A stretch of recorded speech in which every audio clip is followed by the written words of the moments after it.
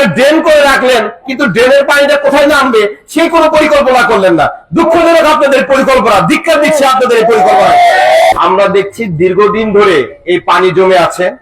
এখানে একটা উল্লেখযোগ্য বিষয় আপনারা সবাই একটু লক্ষ্য করে দেখেন যে আমরা যে ড্রেনটার উপর দাঁড়িয়ে আছি, ড্রেনটা হচ্ছে রাস্তার থেকে অনেক উপরে আর রাস্তাটা হচ্ছে নিচে। স্বাভাবিকভাবে ড্রেনটা রাস্তার যদি নিচে থাকে তাহলে পানিটা ড্রেনে চলে যাবে, কিন্তু আমরা এই যে সকল প্রকৌশলীরা এই সকল পরিকল্পনা করলেন যে ড্রেনটা উঠে আছে রাস্তার উপরে, তাহলে পানিটা কোন দিক দিয়ে যাবে? রাস্তার পানি কি ড্রেনের উপর উঠতে পারবে?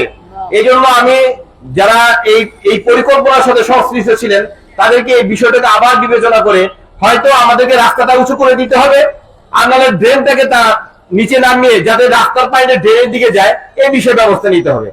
আরেকটা বিষয় লক্ষ্য করে আপনারা দেখছেন যে এই যে ড্রেনের উপরে যে পানি আসবে এই পানিটা কোন দিকে যাবে, এই পানিটা নিষ্কাশন হবে কোথায়? তা আপনারা একটা ড্রেন করে রাখলেন, কিন্তু ড্রেনের পানিটা কোথায় নামবে সেই কোনো পরিকল্পনা করলেন না।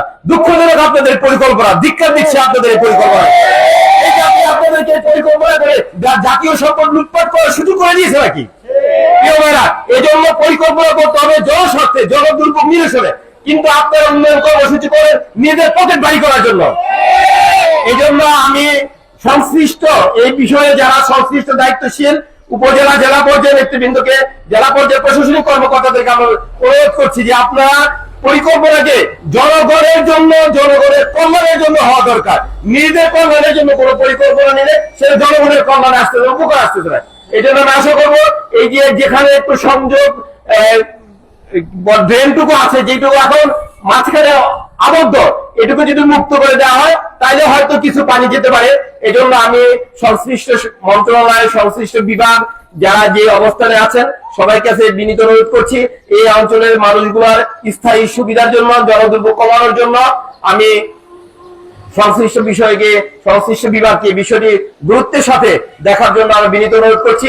যদি অনতি বিলম্বে আপনারা পদক্ষেপ না নেন তাহলে আমরা উপর পর্যায়ে পর্যন্ত আমাদের প্রতিবাদ কর্মসূচি অব্যাহত রাখবো। আল্লাহ রাব্বুল আলামিন আজকের এই মানববন্ধনে অংশগ্রহণ করার জন্য সবাইকে আন্তরিক মোবারকবাদ জানাচ্ছি, এবং আমাদেরকে সোচ্চার হতে হবে। সবাই আমাদের এই জনদুর্ভোগ নিরসনের জন্য সবাই যেন ঐক্যবদ্ধ হয়ে দল মত নির্বিশেষে মানব কল্যাণের জন্য আমরা এগিয়ে আসতে পারি, সেই মহান মনিবের কাছে তৌফিক কামনা করছি। ওয়া মা তৌফিক ইল্লা বিল্লাহ। আসসালামু আলাইকুম ওয়া রাহমাতুল্লাহি ওয়া বারাকাতুহু।